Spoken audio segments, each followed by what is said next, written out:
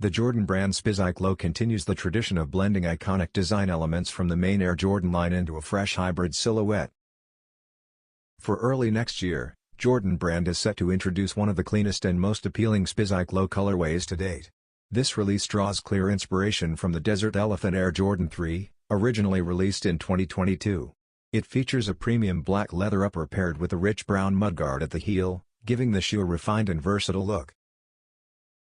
Light tan accents appear on the toe guard and ankle area, adding depth and balance to the overall design. A pop of light wild mango brings energy to the shoe. Highlighted on Spike Lee's signature medallion at the heel and the lace lock. These details add just enough contrast without overpowering the classy aesthetic. The Jordan Spizike Low is scheduled to release in spring 2026 through Nike and select Jordan Brand retailers, worldwide release.